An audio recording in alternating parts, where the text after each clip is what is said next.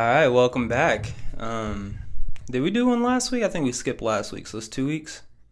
I think we did one last week. Did we? Yep. Okay. It was our hour and 17-minute long podcast. All right. Went on for a long time. We didn't get a lot of views on that one. It's all right. We're going to get a lot on this one.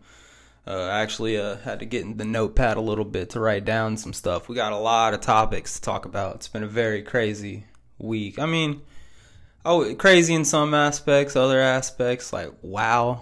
Like, crazy good, and then some crazy bad. So, obviously, we're going to start off with the bad stuff early. Obviously. The 3 world topics. One of them's not bad, just scary. Where should we start? Probably start with what happened in Idaho. Idaho. Just happened last night. And so this is a very fast-moving thing. All of the knowledge that everyone has about it right now is very preliminary. I'd say yesterday when things were unfolding, it very much seemed like just my initial reaction, because whenever I was literally scrolling through YouTube and I saw a live pop-up of some local dude who you came in and you saw that he's like running everything himself. He had like 10,000 viewers, like super low key. But like that's where I started it, and he literally got the call from the radio and just started recording. So he didn't know anything besides the calls that were happening on the radios. So basically, to sum up what happened in Idaho, their mountain range out, or one of their mountains out there, I forget what it's called. It's like a French word. It's like Delure or something. There was a call to the fire department about a bushfire. And so fire department responds, and a bushfire in the mountains is a serious thing. They have wildfire issues out there already. Yeah, and if I'm not mistaken, I think that area just like last year got hit with wildfires that were pretty bad.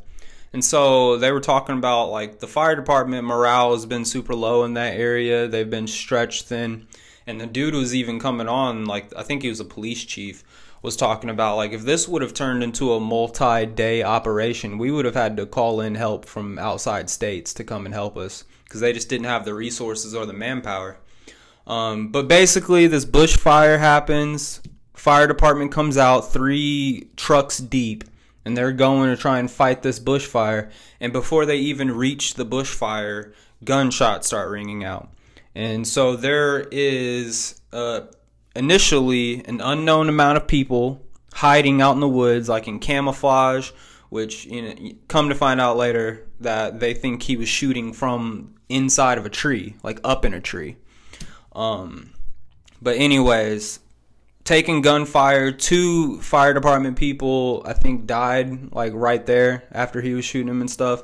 And then there was a bunch of people that were hurt. I still don't think that they're clear on who all was hurt, because they were talking about there was probably a bunch of people who were hurt who had left the park and just went straight to the hospital. And so data-wise, they're trying to figure out who was all there. They were like, there was still people leaving from the mountain, like being on the mountain after they had already found the gunman dead. So like there was still a bunch of stuff they don't know about it. Meanwhile, fire's still spreading. They're not able to put out the fire and stuff. So that's preliminary stages where they were. They were kind of like just, you know, anyone with a clear shot, take it. Like anyone, shoot him. They don't know who, but it's clear that this was an ambush, that he'd called them there to open fire on these fire department people. Well, they had to wait until the police department got there, because obviously the fire department's not armed and ready to go after a guy. So they had to call in, which, you know, who knows how long that took to get them. Yeah. They just had to take cover, basically, until the police arrived. Which, I mean, from the fire department, I think the timeline was like, I forget the specific time. I think it was like 1:20 p.m. over there, which they're in the Western Hemisphere, so different hours than here. But it was in the middle of the afternoon. 1:20 is when they got the call for the bushfire, and then they got the call saying they've been fired at 2 o'clock. And so about 40 minutes worth. So, and supposedly as soon as they had arrived and started making their way up there is when they started getting shot at. So 40 minutes from the call to get there, that's the fire department. Maybe it's farther away, who knows. But police department, it'd probably take at least 20 minutes, 30 minutes to try and get up there. And you know how police department and officials are. They're going to do things efficiently. Like, they're not just going to throw more people in harm's way. They weren't just saying, let's get an army and start marching up the hill until we find them. Right. They were like, hey, try to stay in place. Just take cover until we can get a grasp on what's even happening here. They don't even know how many shooters there is. Yeah. So we don't know how long people were pinned down up on that mountain range. But that's the beginning of it, and then fast forward. So right before we just hopped on this podcast, I was watching that same sheriff talk to the press about what they know at this point. So here's some things that I just learned from this. One, they recovered a car. That was a strange car. They don't know where it came from. The interesting thing about this car is it was already wiped down. So they have no clue who wiped it down. They have no clue who the car belongs to, but they found a mysterious car there. Number two, they did find the dude dead, as I said before. They believe that he killed himself, and he was laying under a tree. People are like, do you think he killed himself in the tree? They don't think that he died in the tree and fell down. They think he was already down the tree and then died.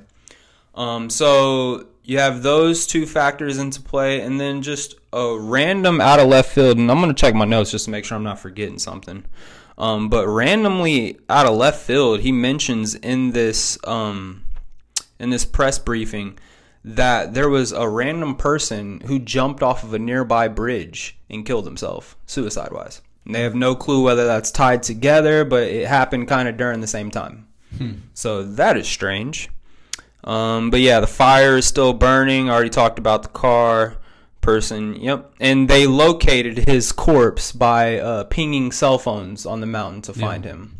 So, yep, he's a 21-year-old dude. They said they don't really know of any motives. He wasn't tied to any extremist groups. It wasn't Islamic. It wasn't KKK. It wasn't anything like that. The only thing that they don't even know to be true yet, but it's just like rumored, is that he had applied to be a fireman, and he was declined. And he had 5 previous interactions with the law, and he said that all of those were due to trespassing. And whenever it came to the police show up, and they said he was always cooperative and just left immediately. But 5 different instances of that, of just minor incursions of the law. So, I mean, that's what we know about it. Now, my opinion on it, man, who knows the true story behind all this? Is very preliminary. Like I said, we don't know everything that's coming out. I don't even think they've done a deep dive into this dude's life like that. But who knows if there was another shooter? I mean, that's my initial thought, because when the radios were coming in, I listened to the radio calls of these firemen who were calling for help, calling for backup. You can hear some of the gunshots in the radio calls, but it's like rapid fire. Right. And he's using a sniper. I don't know weapons. I'm not going to claim to be a person that knows if this is an automatic, semi-automatic, or whatever, but rapid fire with a sniper doesn't sound like it makes sense unless there's more than one shooter. You would think a sniper would be one shot at a time, find the next target one shot at a time, find the next target one shot. Unless he did something to the gun. I mean, maybe he could have. Or had multiple guns. I think they found multiple guns with him. Yeah. And he was using, I forget the name, it was like slug rounds or something like that, which were high impact rounds. So yeah, crazy. It's crazy that you would call the fire. Now, if he had personal motives behind this obviously changed it into a different situation, but I mean, evil is evil regardless. But to call out the fire department, I mean, people talk about that all the time. People hate cops, and in certain instances, you have I wouldn't say it's justified in most instances. They're supposed to protect and serve communities and stuff like that. But a lot of people are furious with cops, and they have good reasons to be. You know, you never know people's personal situation. There's a lot of crooked cops out there. Name one crooked firefighter. Name one firefighter that's been in any type of shady business, any type of messing people over, you know. Except for the fire chief that said, if the guy's stuck inside and he's too big to get out, that's his fault. It's his fault. Besides her, I would say the strong majority of people feel the same way. And that's a whole bigger problem there too. But yeah, I mean, firefighters are supposed to be the heroes. Yep. They're supposed to be the heroes. I don't care how evil you are. Like I don't want anybody to be shooting at anybody, but at least do a cop. You know, cops have the right to defend themselves. You know, don't do anybody. I know. Should leave that out. But firefighters are the heroes, man. Yeah, they're the heroes. And you're ambushing. They're responding to literally save lives with this bushfire. Like bushfires can spiral, especially on a mountainside. That can spiral into a much bigger issue, and it's still on fire. They haven't been able to do anything. Yep, depends on how dry it is. It can catch quickly and just spread. Yeah. So I hate to quote a movie, my favorite movie of all time, for this scenario because it may not seem appropriate, but Independence Day. No. Oh, favorite movie of all time? How do you not know this? Dumb, Dumb and Dumber. I don't know. Dumb and Dumber? That's not a movie. I mean, Dumb and Dumber. It's all the same. Whatever. What is it's on the wall. Oh, Batman? Which Batman? The Dark Knight. Dark Knight's your favorite movie of all time? Because here's my challenge with stuff like this. When you look at people try to find motive of why somebody goes and does something like this, it doesn't matter if they write an entire letter or analysis or some type of manifesto. Mm-hmm. No motive is going to justify what this person did. And it always goes back to that line that Alfred said in the movie where some people just want to see chaos. Mm-hmm. Like, that's just what they want.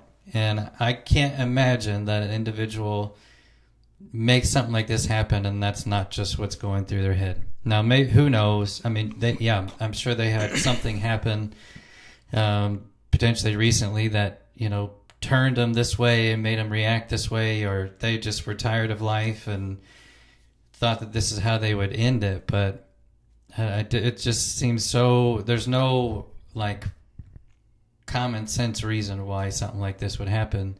And not that, and this sounds terrible, but it's not the fact that he just decided to take his own life. Like, he wanted to take others at the same time. Mm-hmm. With the clear understanding that in situations like that, you're not coming out of that alive or free. I can say that. I mean, so he knew going into it, I would imagine, that this is going to end with him not surviving. You would think. But possibly. Yeah. I mean, who knows? Like we said, we don't necessarily know the details when it comes back out of maybe when they learn more about this guy, but it's just so sad when you, like you said, when you got people going out to try to stop something from spreading, to save houses, save forestry, save animals, save lives, and then their own lives are taken with there's no justifiable reason for that. And just get tired of hearing stuff like that. And it's the craziest thing, man, when they were talking about him, they gave his birth year, 2005. Yeah. That's crazy, man. 2005, and they're grown men out here doing stuff like that. It makes me feel old, but at the same time, it's like, that's a kid still. Like, that's a child out here with a sniper rifle taking lives. You know, they did update one of the firefighters. There was another firefighter that was severely injured. They did update this morning that he's doing better. He's going to live. And they did a whole motorcade type of remembrance thing for the firefighters already this morning. I'm sure they're going to have much more. Sure. Yeah, there's a lot of people speaking out about it. Pam Bondi even was commenting on it. A lot of the White House officials are commenting on it. Just crazy situation. Yep. The hope is you have left and right. They just stay right in the middle. They don't take it one way or the other. I mean, we just say this guy was insane. It shouldn't have happened. We lost lives, and that's where it is. It doesn't become a political statement that somebody needs to go stand on to try to make a point. I just don't. Well, here's the thing, man. It doesn't ever work when they do that. I will say that. I think it is oddly some of the, I don't want to be that guy, but there's just so many things that sound fishy. Like with the car already being wiped down. Well, he might have just wiped it down himself because maybe he thought he was going to get away. That is a possibility. He didn't want to leave his prints there, and he's like, well, if I get away, then they're not going to know who I am, and maybe I can live in Canada in the forest and nobody's going to know who I am. Yep, that's very possible. So, I mean, sure. Then the dude at the same time jumping off of a bridge. Yeah. Could be connected or could not. Yeah. I mean, who knows? Who knows? And then, just like I said before, with the rapid fire thing coming from all angles, have no clue how many people there are is what they're reporting initially. And now we just find one body of a dude who supposedly killed himself. That's not a proper, wrapped up ending that I want to answer all questions. You know what I'm saying? Well, sounds familiar. I've heard that before. There was Mm-hmm. one shooter took out somebody, and I think there's big questions that there probably was more than one shooter in good old Dallas. Well, hopefully the law enforcement is going to be transparent. I'm sure there's still stuff that they're holding back. And that takes me to the whole motive thing. Like, as of right now, they're announcing they have no clear motive on this. I don't, like, how do you live to be 21 years old and then just flip out and kill people like this? Like, there has to be some type of lead up that they're going to dig in his history and find. And I hope. Could just be mental illness. I mean, it could be as simple as that. Maybe that's the reason why he was rejected from firefighting. I don't know. Yeah, possibly. And I mean, if he has a history of mental illness, hopefully that's something that would come to light. Yeah. Because, you know, they're going to be interviewing people that know him. They're going to be interviewing, you know, previous jobs or whatever. We're going to get a picture of what this dude's personality was like. When you do something as evil as this, there's probably going to be a documentary made about this in a year. Sure. So I think things will start coming to light. I just hope, I mean, it's good for the sake of the country, but I hope just for transparency's sake that there isn't something bigger at hand and they're just hiding it from us since it's so preliminary right now. Like, he did have attachment to some political ideology, or which this should take me to the next point that we're going to get in here in a second. We've been learning like cartels are outsourcing a lot of their stuff just to cause distractions from stuff like that. Well, when they first happened, my natural mind went to, we talked about it in the last podcast, but the Iranian groups that they're saying are in the United States, could this be something that's starting that spiral, you know, the wheel down the hill type thing? Yeah. I mean, thankfully it wasn't that, but that's where my mind first went. I'm like, me too. Maybe this is that. Because literally probably 5 days ago, I think I saw a video talking about how they caught people entering, or they caught people I think who were already here who had entered the country illegally. Yeah. And like one of those people was an Iranian sniper. Or was he Iranian? He was a sniper from some country that was not a friend of America's. It was some terrorist type country.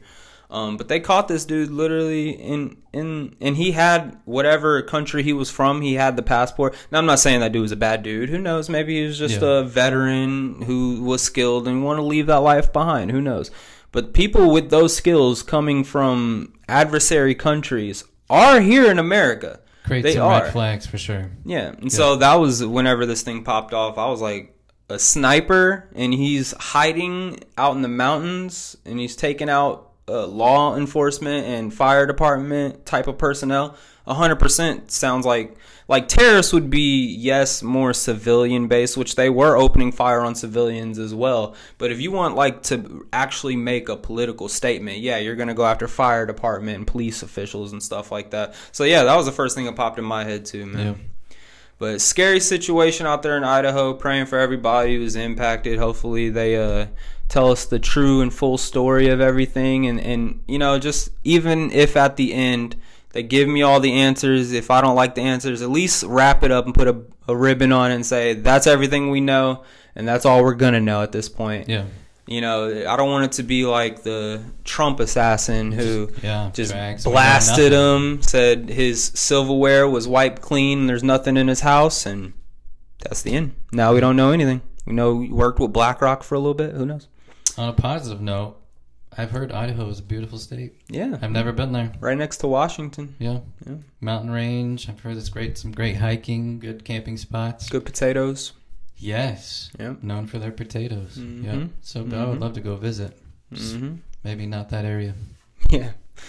So, yeah, that segues me, like I just mentioned before, the whole cartel thing, man. I watched a podcast on the Sean Ryan show with a lady who basically infiltrated the cartels by herself, mind you, which I don't know if you knew this. Mexico is #1 in the world in killing journalists. So did not know that. Yeah, #1. Not surprised, but I didn't know that. They don't let journalists just say whatever they want. They will murder you if you're talking bad about them. Yeah, kind of surprised that it wouldn't be like Iran or somebody like that. Yeah, I know, right?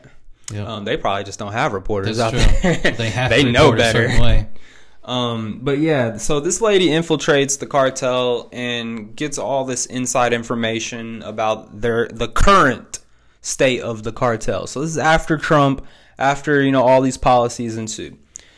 So, like, the main question that popped out to me that he asked, he's like, how do the cartel feel about Trump cracking down on them and labeling them as a terrorist organization and stuff like that? The first thing that kind of popped out to me was the cartel being like, yeah, listen, we're not terrorists. We're not blowing up innocent civilians. We're supplying a product that is in high demand in the United States.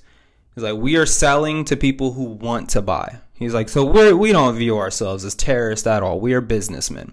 So that's the way they think of it on that side of things. And that is a very business person type response. Exactly. And mature. That's actually way better than I thought they were going to respond. Yeah. And then with the whole Trump thing, how do you feel about Trump coming in and cracking down on cartels and stuff like that? They were like, oh, that's no big problem at all. They're like, we don't really care about that. We'll just wait 4 years. That's exactly what they said. Wow. We'll just wait 4 years. So this is the current state of the cartel according to this woman, right? That's interviewed, that's traveled around talking to many different people, who knows the different cartels in Mexico, which I didn't know what's been going on with cartels. Did you know, like, there was somewhat secretive operations to get cartels to go against each other that were happening? I've heard that before, yes. And so with one of those cartels, which I don't know the names, don't ask me. I don't even want to mention the names. I'm sure there's cartel members here in the state of which I live, which I don't want to piss off anybody. So, but basically one of these cartels went under after going to war with another cartel, and in the end, the cartel that was winning basically bought out every cartel. And so, like, this whole war, we got them to go to war with each other, ended up being one cartel runs everything, and they're much more now organized than they've ever been before. And so this main cartel that is out there is literally like running the oil of all of Mexico, running like the Wi-Fi router. Like, they're basically the government. They have more power than the government does of Mexico. She was talking about the election cycle that had happened. It was the most politically violent election cycle they have ever had in Mexico's history this last time around. As in, like, protests and deaths? As in political figures getting murdered. Okay. Yeah. I did hear of a few of that, but... Yeah. And so the assumption she's making, which she backs it with a lot of U.S. stuff, is that the actual current president of Mexico does have cartel-affiliated ties. And so there's a number of politicians. I think she had mentioned at least like 3 or 4 politicians in Mexico who have like completely had their visas stripped and like aren't allowed access into America. Like, we know that they are cartel affiliated politicians. And with that also being said, he asked, do you know if they've affiliated anything here in America? And he was like, or she was like, I know for a fact they've affiliated or infiltrated American politics as well at the federal level. So they got people in our government, is what she's saying. Yep, pushing policies that do better for cartels. They're getting paid. She said they know this because they are on the payroll of cartels. Cartels are paying them. But what policies would they be pushing that would benefit a cartel? Border policies would be... Which is not going their direction right now. Nope. And the whole thing of whether these politicians are being successful or not in pushing it, they were in the last 4 years. I mean, you could say that. A lot of these politicians are still here during the Trump administration, while they were also here during the Biden administration. So maybe it worked in the previous presidency and it's not working now. They also said they have cartel members in a lot of police departments that are paid off here in America. So, like, when it comes to local, like, drug rings that are ran by cartels and stuff, they often have police that are paid off to not report these things that are happening and stuff. I can see that. But with all of that being said, her overall report is that Trump has been much better when it comes to cartels and stuff. That's why they're more like, okay, we'll just have to wait him out. So what the cartel is currently doing, and this is kind of what, like, gives me a new perspective on what the cartels are down in in Mexico. Down in Mexico. They have been moving all of their like drug ring influencing, like enforcing type of people who were here in America. They are now moving them to Canada. So Canada is now getting the brunt end of all the cartel operations that are happening. They said that it's been spiking since the Trump administration has been shutting stuff down here. But the reason why they've been moving everything to Canada is because now that our southern border is secure, our northern border is not still. And so they're still able to move in the stuff. They're just moving it in. They named a specific port. I think it was like the port of Vancouver. And they were like less than 1% of stuff coming into that port is actually inspected by police. Less than 1%. And so they're now shipping all of their stuff, all of the precursors that are coming from China are going straight to Canada, but they're moving all of the people and the personnel up to Canada. And they are also, according to this woman's report, starting to get a lot more involved with outsourcing. So in Canada, for instance, they are wanting Canadian people to be like their enforcers and stuff up there because they know the landscape, they know the law enforcement, they know how things are up there. So yeah, Canada is now getting a major cartel problem. And the other thing that I didn't necessarily know is that the cartel is global. They're in a majority of countries. She mentioned that they were in Kenya opening up operations. They're in all the major places, Australia, they're in the UK, they're in America, Canada, Mexico, obviously. So they're expanding. And the way she made it sound basically is like they are a country that has all of the means, all of the resources, all of the weapons. They don't necessarily have the personnel, but they can outsource things like that. Like, people have a price. And, you know, the way she talks about how they recruit when they were like in Mexico and stuff, 'cause she interviewed people in, or not Mexico, Canada. She interviewed people in Canada to figure out what was going on. She went to different operations and stuff like that. And like, these are young 17, 18, 19-year-old kids, had a couple run-ins with the law here and there, and it's like a word-of-mouth thing. And they're like, hey, 70 grand, all you have to do is go pick up this box, deliver it, drive 4 hours down to New York, drop it off at this location, drive back, 70 grand, we'll give you a call for your next mission. Yeah. And that's how you get these people hooked with the money. $70,000, do a couple of operations like that, all of a sudden I need you to do a hit for $200,000. Yeah, like that's how you get these people in. So they're. You ever seen the movie The Mule with Clint Eastwood? Yep, that's a great one. That's exactly yeah. So I mean, he just got attached to the money. Nobody expected him, and he even had the police were even talking to him. Just as like, that's a great movie. It's a really good movie. That's exactly what she is saying is going on in Canada right now. They're finding these local people who just need money, or they're down on their luck, or they're not able to find a job with their past or whatever.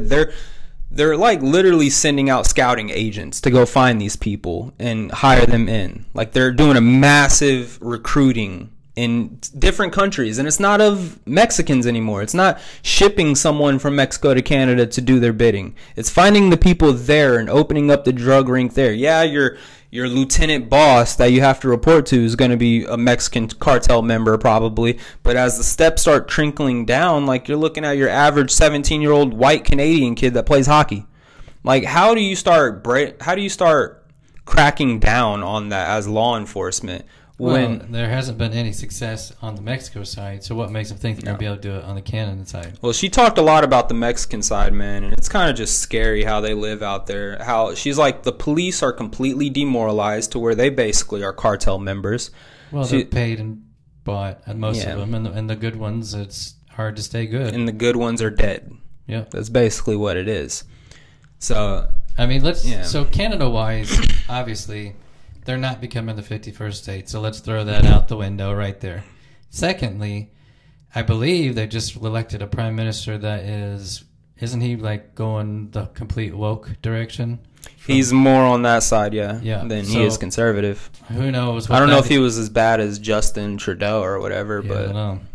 But that's not going to help the situation any, because he's going to be a little bit more freedom on all that aspect.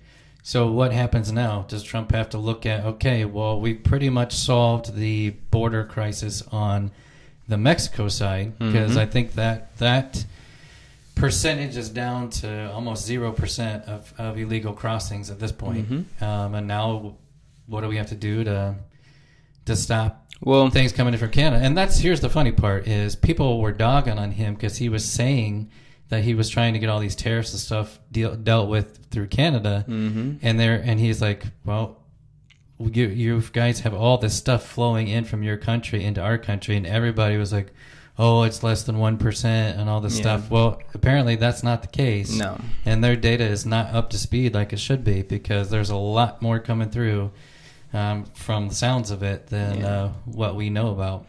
I mean, the last thing I'd like to point out on the Canada side of things is that this lady talking to law enforcement about it, she's like, here's the thing with her, like, I fear for her life, because they're like opening up to her because they don't view her as a threat. But she is giving all of this information to police on a giant podcast. Yeah. So good luck, lady. But she talked about talking to police, and the police are aware of this. But she was like, do you even know how many active gangs are happening in Canada? And she said the police, or the Canadian police, gave her 4,000 gangs. And she was like, wow, outstanding number. And then she goes and talks to essentially like the Canadian CIA. She talks to a representative of them, and they tell her, no, it's actually like 640. Like, we only have 640 gangs in this country, which is still a lot of gangs. I mean, but it's not like police department are saying 4. So like, she's trying to prove the point of there's this huge disconnect where like two people who are part of the same affiliated gang can get arrested in the same location and get labeled as two different gangs. And she's like, how do you take down a gang if you can't even tell me how many gangs there is, which gangs, you know, these people are affiliated with? So, sounds interesting to me, and it sounds very similar when we think back. I know this is a weird example, but back to when the 9/11 happened, you had FBI, CIA, local police, all these people who had their own intelligence, their own connection, but they weren't sharing any of that information with each other.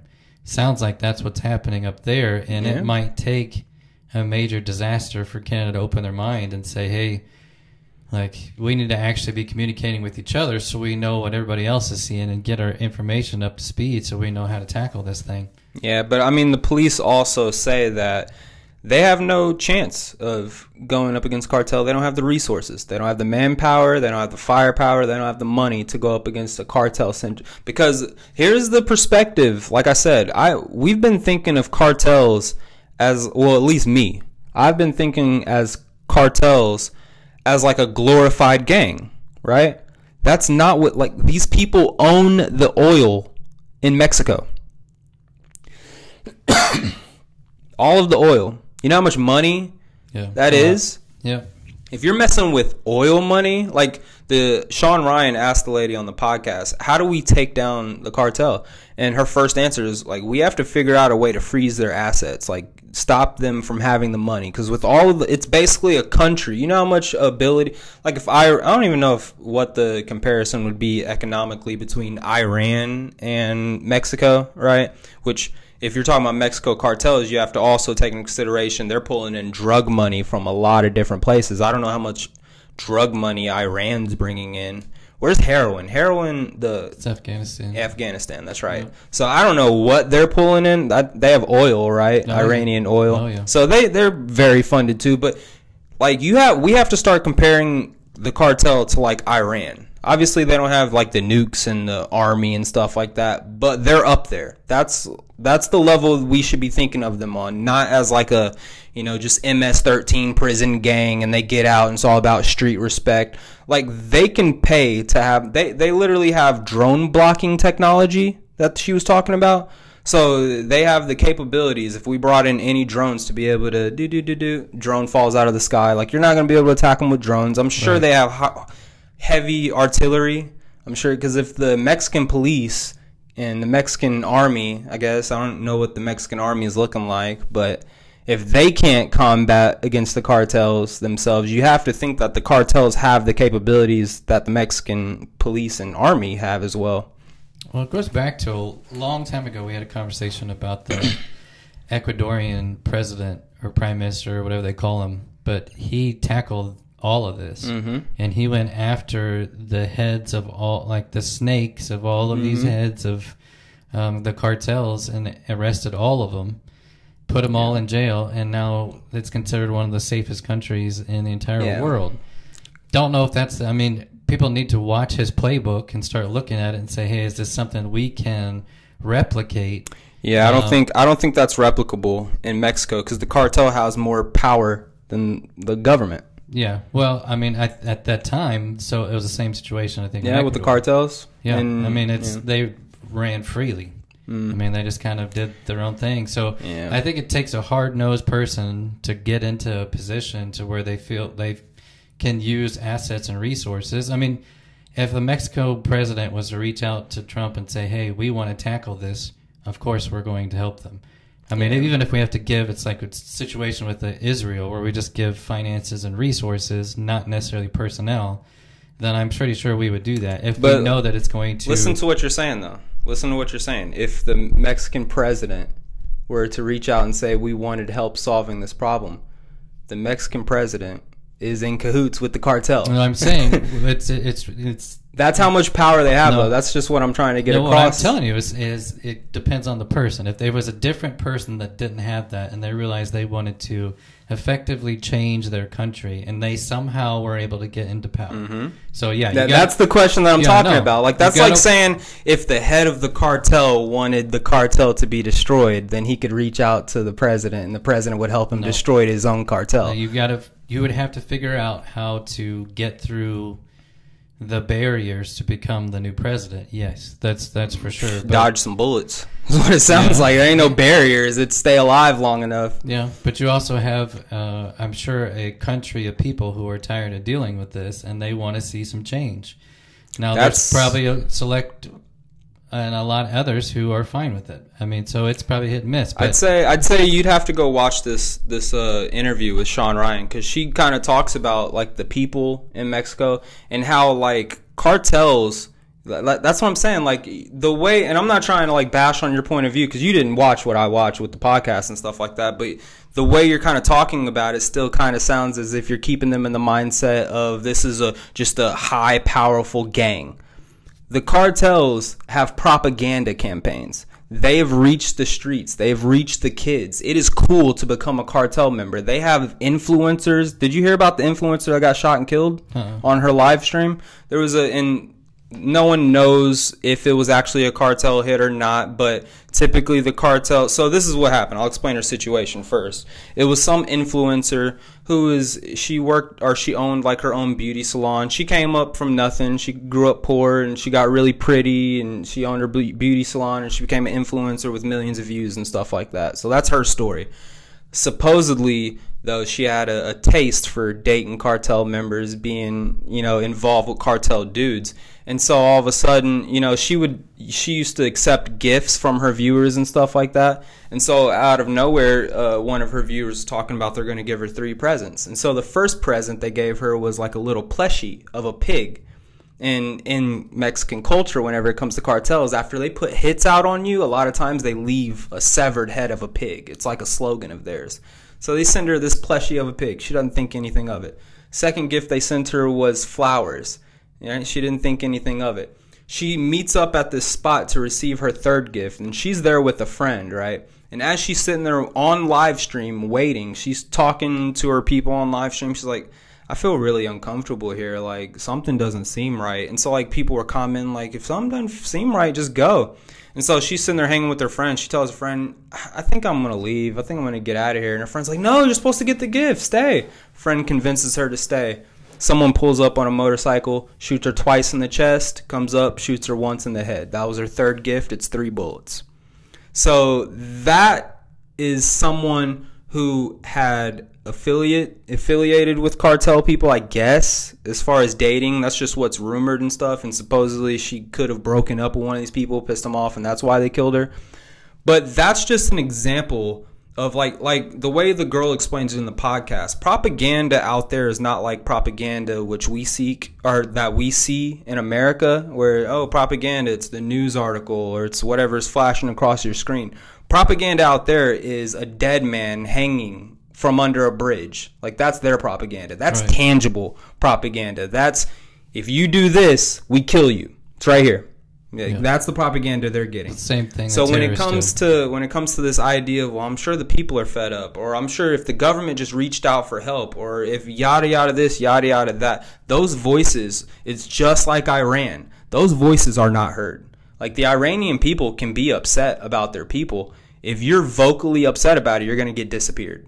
Like, that's how it is over in the Middle East and a lot of these terrorist type places where, you know, journalism and any type of just outsourcing of negativity towards the cartel is immediately shut down with harsh violence. And growing up in an environment like that, where the bads are so bad, but also they're promoting this cool lifestyle where you get all the money, you get all the girls, you can do any drugs you want, we're going to train you. They have training, like military type training. We're going to train you to be a soldier in the cartel war. That's all enticing to these Mexican families that are poor. And it's not, like I said, it's not just drugs, it's not just guns, it's oil, it's food. They've taken over the avocado market down there, and I think another major fruit where, like, and by taking over, I mean completely monopolized across all of Mexico. Any imports or outports goes through cartel. You get what I'm saying? Yeah. So, I mean, I understand what you're saying, but there's plenty of examples back in history of these type of situations where the people did eventually just rise up and say, we're not going to accept this anymore. We're going to do something different. Could you give me one? I mean, USSR. I mean, Russia. Soviet Union? Yeah, Soviet Union. People stepped up, said, hey, Soviet Union didn't have social media, man. Yeah, not anymore. I mean, it's different back then. It's way different. That's what I'm saying. Yeah. Like, the people, this isn't a village anymore. No one in the world lives as it was back in the day, where it's a village, where it's your community. You're standing up for your community. People nowadays live in a room with a cell phone in front of them. The cell phone is their community. And the cell phone, whatever it's telling them, is what they're going to believe. So times are completely changed. If you can give me an example of like a modern day type of thing, then I can try to relate that to it. But from my understanding of what this girl was talking about on the podcast, the cartel have a strong her perspective. I mean, I understand. I mean, she's involved in it, but I'm just saying if other countries want to get involved and see that this stops, then we stop buying avocados from Mexico. We're just not going to get them anymore. So we're going to put a kibosh on that whole thing. And if we want, we can do that with all exports out of Mexico, to where we're not going to accept it. You guys can deal with it within your own country. We're not going to purchase it anymore. I mean, there's certain steps that can be taken to where if we really want to see some change, or we see that things are there's some red flags. I mean, they do that to countries all the time. I mean, just to play devil's advocate here, I think it's definitely a lot more complicated.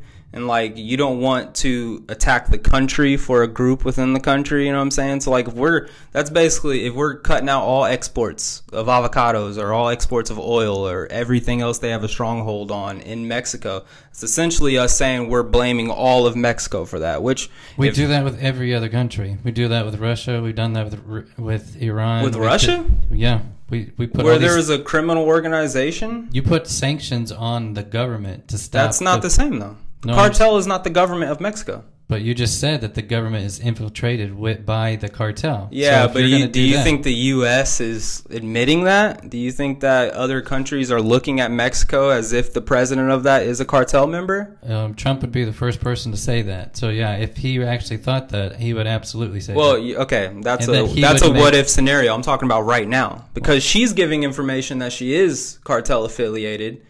And so if she's given information talking about she has firsthand evidence of it, you're saying if Trump knew that, then he would outright say it. You don't think if she has that information, he would have information that would be similar? Well, I think that's why he's doing what he's doing on the border side, to at least protect us and make sure that nothing's getting into our country that is going to damage our own citizens. We could go all day talking about the cartel, but I think just to wrap it up, it is a super complex, super, hard problem to solve, especially with them being a global entity where they do have influences here in America. You say, oh, well, America could stop doing avocado trades or whatever with them. There's probably someone in politics like, what about the Mexican people? And they're standing up for it when they really have an underlying agenda of pushing the cartel agenda. And that's probably the case in multiple places. So this cartel, ultimately what the girl was saying is if you're going to want to take down the cartel, what you would have to do is stop all of their money, kill all of the tops of the cartel and like all the people in charge and stuff like that. And then basically like you have to add and assert dominance of the Mexican government over their people instead of the cartel over their people. And so she was like, those are 3 starting points. But if you have 12-year-old kids willing to die for the cartel already, you know, it doesn't matter if a SWAT team of American people run up on them and it's just them. They're ready to fight to the death to defend the cartel.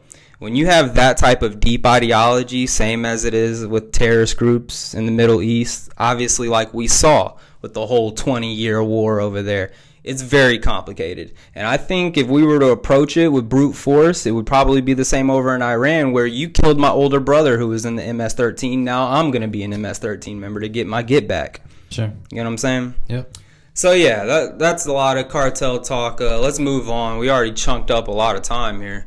The last major issue that I wanted to talk about as far as world is AI. And so, or not necessarily AI, more Neuralink. So, what's his name? Elon Musk had a little Neuralink 2026 conference where he's basically announcing where we're at with the Neuralink and where we're going. And let me see, I had some things on the list because off the dome, it was just a bunch of different stuff. So they kind of talked about, you know, do you know how many participants have the Neuralink? Mm-hmm. Could you make a guess? 5. 5 people? Yeah. Close. There's about 7. Okay. So all 7 of these people have different forms of disability. You know, some have ALS. There's one dude who was nonverbal. He couldn't even talk, and he had ALS. And then there's other people with just different neuro problems. But they were basically interviewing all these people, seeing where they're at. It was like, you know, usually when it comes to videos like that, I'm very like deadpan face when it comes to, oh, that's cool, awesome to hear and stuff. Watching these 7 people and like them talking about how Neuralink has like changed their life completely, it was actually pretty touching, man.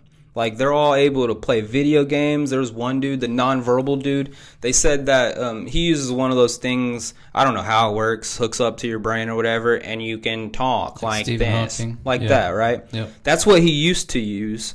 But in which I didn't know this, but you can't use that thing outside. Sunlight messes it up, basically. I had no idea. So this dude's been inside his house for like 2 years, and he has like 2 or 3 kids or something like that. And so in this video, they show the first time he was able to go out to a park with his kids, and like his kids were like playing. I forget what they were doing, but they were off somewhere, and he had like a little screen up right in front of him because he's not able to move or anything, and he's able to like watch them and stuff and talk to them still with using the new technology that they had. So really cool stuff like that, man. Another dude was using like a prosthetic clamp to draw pictures and stuff, and they showed like whenever he first got it, they used the little clamp thing and he drew a picture. He used to be an artist or something like that before he got hurt, and so he wrote in cursive and then drew a truck. No. Did they say? No, they didn't. They didn't talk about any of them, how they got to that point. Injury or something like that. Some of them are injuries. Some of them are like ALS, like they just get diagnosed with the disease, start breaking down. But anyways, they showed this dude using the clamp and stuff, and then they're like, now we want to show you an update. I think they said like a week or 2 weeks ago. And this dude was playing rock, paper. He's not able to move at all. He's playing rock, paper, scissors with a computer screen hand in real time with his dad. And so they're like, rock, paper, scissors, shoot. And he's able to do it like at the same time. That's cool. Just on a computer screen. And he's only thinking it. That's the crazy part. It's not like, I don't know what technology you could think of, but he's just thinking it. So wild stuff when it came to these participants. They basically talked about, you know, all they're able to do and what they want to do. So one of the main forms of things that they talked about that they're focusing on is our rate of output as a human being. So input is crazy high because it's mostly vision. Like we notice a lot of different things that don't even come into our conscious, but it's still considered as input. Output, though, is what you're consciously pushing out. You have to be consciously pushing out output. And so what Elon Musk says is that the human being on average can produce 1 bit of output, 1 bit of data of output per second. That's what a human can do. He's saying what they're focusing on right now is increasing that output to eventually get to like a gigabyte of data output. And so what that essentially means is that our communication, our like not necessarily writing, because physically you would still have to be on speed with it, but typing or whatever is like thousands of times faster. That's where we're going. So communication is going to be thousands of times faster in the future. And he's talking about this by like, I think he was talking about the whole output input thing by like 2028. And the other thing, well, let me go back to 2026. They say that by 2026, at least with these participants, they want to be able to hook up their Neuralinks to be able to control their cell phones. So just using their brain. Isn't that wild, man? Like, you can read a message without touching your phone. You can respond to a message without touching your phone. You can set alarms. Like, think of everything you can do on your cell phone. I wonder if you can press play on the music and it'll just start ringing in your ear. Yeah. Like, what? That's wild itself. But by 2028, they're wanting to integrate AI with the Neuralink technology. So that's kind of what he's talking about, where we're at. He's saying, like, with the increase of output that we're going to be able to do, he's saying that soon we'll have the ability to have telepathy, to be able to think and other people will hear your thoughts. He said consensual telepathy as well, which that's an important term there. So people can only read your thoughts. You can only read other people's thoughts if they want you to. So the interesting part about that would be if all the output is faster, how's the the receiver, how are they going to receive input? It? Like, that's going to be part of... Well, we already... quickly. Our input is already... He did mention that with the output increasing, they're also going to, like, looking for ways to... The foundational technology that would attribute to the increase of output that we're able to do would also be applicable to the input that we're able to get. Because I'm just thinking, like, naturally I think of a fast talker, somebody that's talking really fast. So just because their output's great doesn't mean the person that's listening to them is actually hearing everything that they're saying. It's just there could be a little too much. No, man. I mean, talking in terms of input, as you just brought up, I mean, they're talking about, I think he said 2026. It was either, because those are the only years I remember him mentioning, was 2026 and 2028. One of those years, they're talking about they're going to be expanding where they're putting their chips. Right now, it's only in one part of the brain that controls, like, what would allow us to control screens and cursors, like motor movement type of stuff. But he pointed out like 6 different spots in the brain that they're going to be putting their chips in that would control those functions. And one of those functions is sight. And so they showed like an actual example of like someone right now with the current technology, what they would be able to do if they were to be messing with the eyes. And it was very like choppy type of stuff, but he's like, by this point, this is what it's gonna look like. And it was basically like, you know, like the Goodyear balloon in Scarface where it says the world is yours and it's slowly rotating by. They had that, but it said Neuralink and it was just slowly going by. So it looked smooth, looked sharp, everything looked great. So basically what it's saying is people who are blind are gonna be able to see again. Yeah, that's pretty cool. Crazy.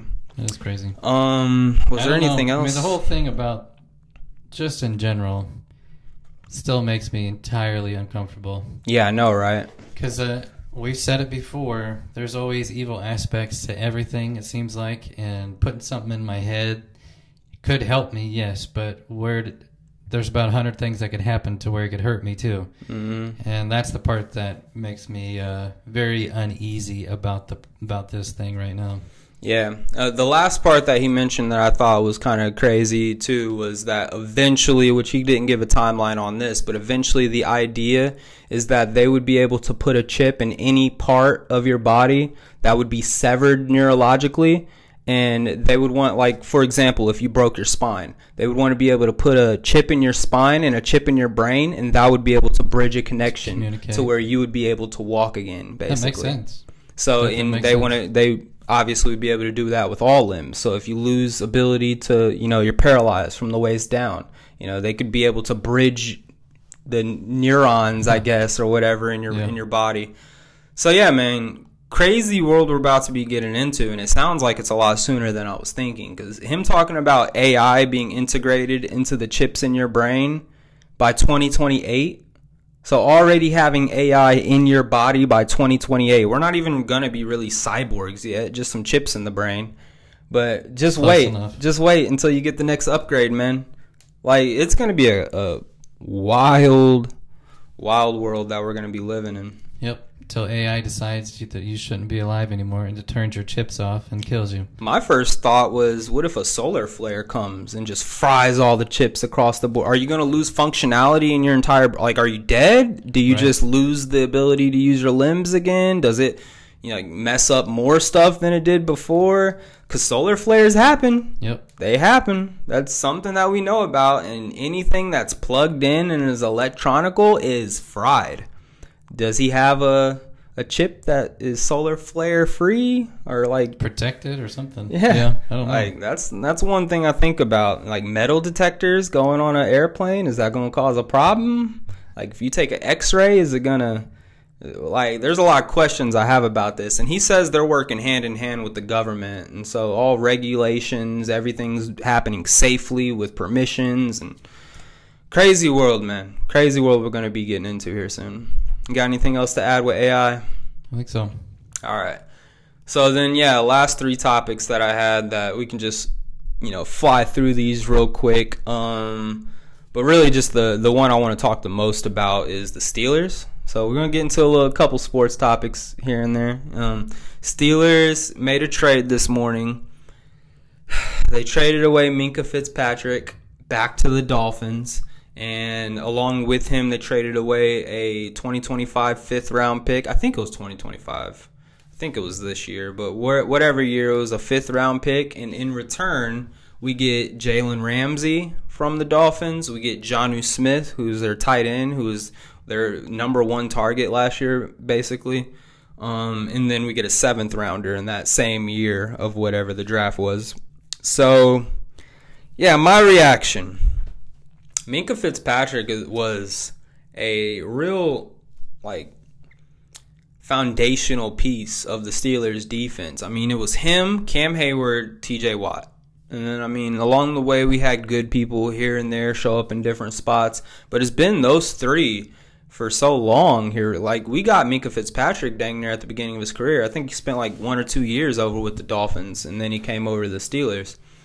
So kind of wild that you would let go of basically a team captain on your defense for an amount of years. Let him go for a Jalen Ramsey who's 30 years old, who's been with 3 different teams, I believe, 3 or 4 different teams. And he's had issues here and there, but he's still a phenomenal player. I think obviously that the Dolphins won this trade because Jalen Ramsey also has a $25 million hit on the cap versus I think Minkah was around 10 to 15 million. And so, and not only him, but then Jonnu Smith, he came over here and we gave him a little bit of a raise too. I think he's at 10 million or something, 12 million maybe, something like that. So money-wise, I think we lose that situation, especially when we have to pay TJ Watt. We still haven't paid him. And things are actually starting to get frustrated around that whole situation. We better not mess that up. We better bring TJ Watt back. He's a Steeler for life. And if we get rid of him, that goes completely against what Steeler fans like in the Steelers when it comes to loyalty, when it comes to this person put in the work through all these years and you don't want to pay him so you let him go. That's not how it works when it comes to the Steelers. So we have to figure out how to sign him with these 2 pieces already adding the money in. If Omar Khan can do anything, he can scramble together a couple of nickels to pay somebody. So I have faith that that'll get done. But I think Jalen Ramsey and Minkah Fitzpatrick, first off, Minkah Fitzpatrick's no spring chicken. He's kind of older. They're both basically in the primes of their careers, about to go on the downward side of it. So this is it for them. They only have a couple more years for a Super Bowl run. I think Jalen Ramsey, though, gives us a lot more versatility when it comes to pass defense. He can play nickel, but I think we're going to want him at safety because he's replacing Minkah at the safety, even though we brought in Thornhill and we still have Elliott at the safety spots. So I think he's going to be switching around a lot, and I really like that. Keeps defenses vibrant, keeps them dynamic. You're not going to get the same defense every time you look out there. And I do really like getting Jonnu Smith with that. And in my opinion, if they wouldn't have got Jonnu Smith with that trade, then we completely lost it. I think I would be completely PO'd that we did this trade. But getting Jonnu Smith gives us another tight end who's also super fast. He could play wide receiver. He's like 6'3", 250. So he gives us just another target, which is what we need. Everyone was saying we needed to get a wide receiver, which I still think we need to get a wide receiver, but at least this is a step in that direction, giving us another pass target.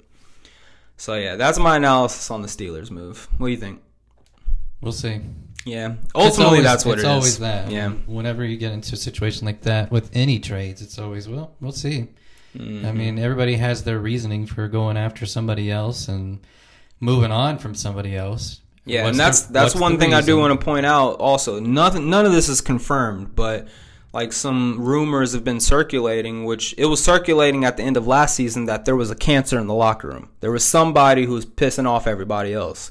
And so a lot of people were thinking it was Dante Jackson. He was the one that was playing super low effort in the games and stuff like that. But now that Minka's been trading, everyone's like, we think Minka was the cancerous person in the locker room that was bringing down the vibes, being mad all the time, which I don't blame him. He's been there for 6-7 years and wants a ring, and when he sees people not playing hard, he's calling it out and stuff like that. But it really just depends on how you're doing that, of whether it's the right move or the wrong move. And I guess it was the wrong move if he gets traded, and that's the reason why. So I don't know if that's the case or not, of whether he was the cancer, but if that's true, then we did win this deal. Because we need to get stuff like that out of the locker room, and we basically traded skill for skill with Jalen Ramsey. Jalen Ramsey is a top corner. So yeah, the second thing I wanted to talk about, college football is about to come out. You know, the game, college football 26. Yes. It was kind of crazy when I started going to write those notes. I haven't written notes in so long that the notes that were on there was about college football 25. So it's literally been like an entire year since I've used my notes, which is kind of crazy. But college football 26, they added coaches into it, which we've already made a video about some of the cool updates, but a lot of the stuff is now confirmed with it. They have the Road to Glory mode. You start off in high school. They added formation subs in it, which that's awesome if you like to do particular lineups. So coming out, I think on Monday the 7th. Super excited to play that game. Whenever it comes out, I'll let you guys know how it is. Yeah. Well, the first one was great. I did see a rumor about college basketball potentially being a new game. Yeah, I saw that too. I think it was like 2028, maybe. Yeah. So we're still a couple of years away from that. Oh, man, when that comes out, you ain't going to catch me outside. I mean, football, they did. We've talked about this, and it's been on several podcasts, but they did a phenomenal job of piecing that game together.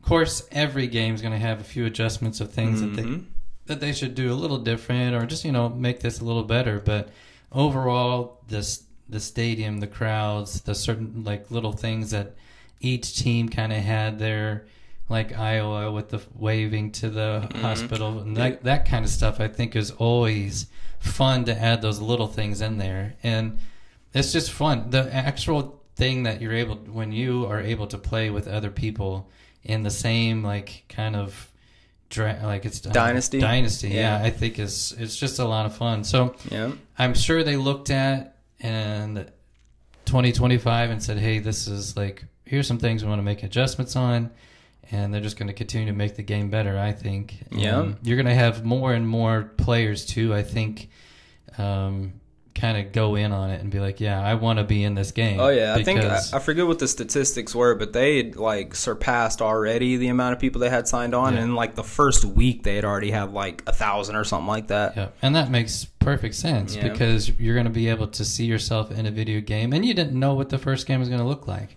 So when they do a reinvention of a game, is it going to play out the same way that the other one would? So I think you'll see more people come on, and I think, correct me if I'm wrong, but I think it was the best-selling sports game of all time. I'm not sure. It makes sense. Look it up. It makes sense to me, especially with it coming back after 6 years or 10 years or whatever it was. Yep. But yeah, you was talking about the Iowa tradition? So did you see the Texas A&M clip? Uh-uh. Someone posted with their entrance. What's the song? I think it's Inner Sandman. They yeah. finally got that added to the game. Oh, wow. And like the cool new thing with like the Road to Glory mode is at the beginning of the games, they actually follows your player coming out of the tunnel and going in and stuff. Yeah. And so they've released a clip on YouTube of like a your player type of mode playing for Texas A&M coming out of the stadium, and you hear cool. the Sandman. Yeah. Dun, dun, dun, I dun, wonder how dun, much dun. they had to pay Metallica to be able to put that song in the game. It's probably a lot. crazy. It's crazy. And like everyone in the crowd, it's so cool. Like they're in tune with it. Like they actually put all of the good touches on making that thing special. So I'm excited to see the Texas A&M. And they said there's a couple other traditional things that they've added into the game. I'd rather just explore it, naturally playing the game. Yeah. But yeah, man, I'm excited to play it. Excited to play it. And then it always gets you itching for college football, which starts back up September, something like that. So maybe end of August. Yeah, I mean, it's right around the corner. You've got July starting tomorrow, and then time flies. Start getting into fall here in the next 2 months, which is NBA Summer League's about to start. Yep. Yeah. Yep. Final thing we wanted to talk about here. We went and saw a movie. I know we used to be the movie guys. We haven't gone and seen a good movie that's worth talking about on a podcast in so long. And sad to say, we still haven't found a good movie worth talking about, but we're going to talk about it anyways. Yeah, we talked about Mission Impossible just because we were talking about AI and the connection. Oh, yeah, true. So there was that connection. But yeah, 28 years later, the first two I was a huge fan of. Obviously, the first one I was a huge fan of just because of classic. The take on what a zombie movie would look like, the weirdness of how they filmed it. It's very dark, almost kind of horror film kind of feel.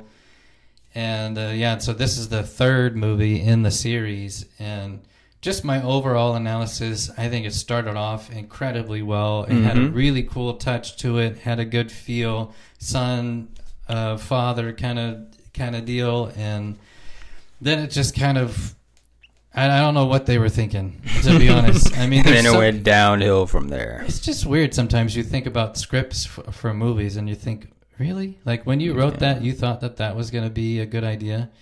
And there was and I won't do any type of spoilers, but there was just certain things in there. You don't want to spoil it because okay, spoiler alert. Might as well. I mean, who's going to even watch this long in the video? Yeah, there was a couple things, and I think the dumbest thing for me out of the entire movie was when there was a woman zombie who was pregnant. Oh, that was for you? And she had a baby who happened to be a real baby. But I just like. You say a real baby. By real baby, you mean like a uninfected, it didn't turn into a zombie. Uninfected human child. Actually, one they could raise and stuff. It just, if a woman's dead internally, why is she still able to have a living child? It's very bizarre. Don't even go into that. That's not even worth. What if she just turned though, like a couple of weeks ago? Doesn't matter. I think your baby dies off because it doesn't have the nutrients it needs in order to survive. It's eating people. It eats horses and deers and stuff like that. I don't know about nutrients that's coming from that to be able to keep a baby alive. You telling me we didn't see any of the zombies eating some of the flowers and grass from the field too for their veggies and drinking water from the river? Yeah, no, the science. I mean, obviously, we're not going to talk about science in a movie, right? Of whether the science makes sense, but obviously, the science wouldn't make sense in this scenario, right?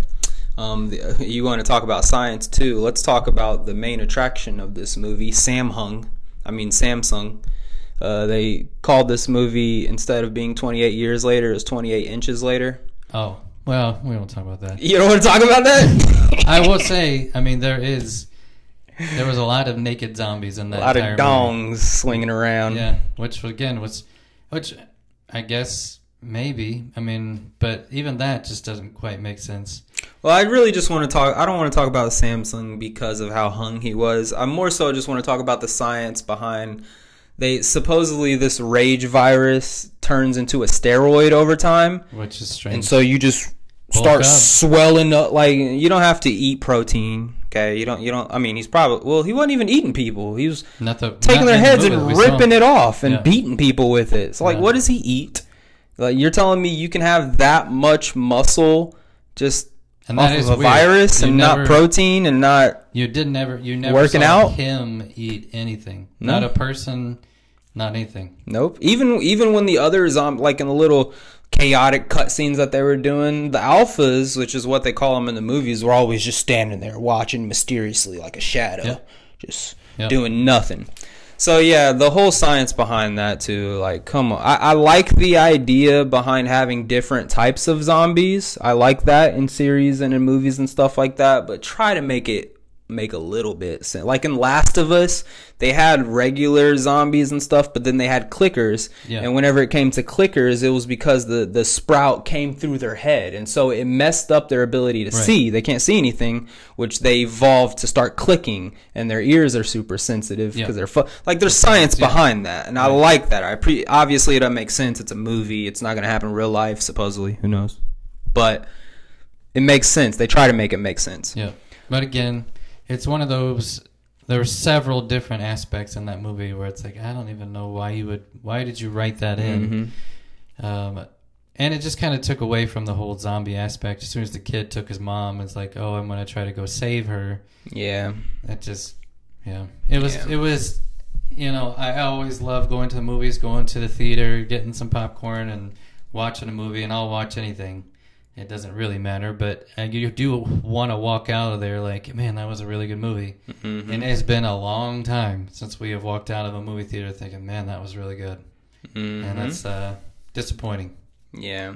Yep. There's some movies coming up we'll have to watch, so hopefully there's something coming soon. So final rating for the movie, what would it be? Oh, gosh. Are we doing like a grade or like a number? 1 out of 10. I'd give it like a 6 probably. 6. Okay. I would just like to say about the movie that I'm with you. The beginning of the movie, really good. A lot of potential. I like the world that they were building. That's right. I like the being on a little island thing. Yep. And here's one thing I would like to point out as well. Obviously, towards the end, you see that they're wanting to do more with it. I saw a little thing from the director, and they were talking about there's going to be 3 different movies, and they were saying in the last movie they actually want a return of Cillian Murphy, which was kind of weird because you saw what I saw in that movie, right? Where he rose up out of the grass as a zombie, right? Yeah. Director saying that wasn't him. Huh. So I don't know. I was pretty sure that was him. It looked just like him, but he was shrunken up, and who knows? But he's saying that Cillian Murphy is gonna be back in the 3rd movie, I guess, or whatever. Anyways, they'll spin it somehow, I'm sure. I really wanted like a zombie horde to collapse on that island. Like I thought that was going to be Endgame. Maybe it is in the 3rd movie, but basically when the boy and his dad came back and the boy left that second time with his mom trying to find the cure to her cancer or whatever. Yeah. That's when the movie started going downhill for me. I think he should have died immediately with just him and his mom. And like there was, I don't want to spoil like too much with all the scenes and stuff. There was a little instance that they got out of a sticky situation. It seems like every time they got out of a sticky situation, and it was always last second. It was like minute. bullcrap. Like no, they should be dead. They should 100% be dead. But they're alive. The movie for you. They're alive. That's a movie. And then in the end, where we get the Requiem for a Dream Teletubby gangsters. They were doing ninja kicks, the TMNT Ninja Turtles coming out or something. Like, what was that about? I think I would have just turned the other direction, took my chances with the zombies. Yeah. Let's hope maybe the next 2 will be great. My final rating for it, I think if I would have seen just a few less dongs in the movie, I would have given it 1 higher score. But I think I'm gonna go with a 5. I'd have gave it a 6 if there was just give me like a handful less in that movie. I felt like I was watching a 1960s European strange porno or something. Like it was okay. That's all I have to say about the movie. It's in the past now. Hopefully the next one's better than this one. That's what we can hope. Yeah. Anything else? That's it. All right, let's wrap this puppy up.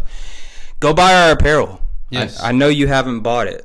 I can see what you're wearing right now. Go buy it. K-Dub and Isaac out. See ya.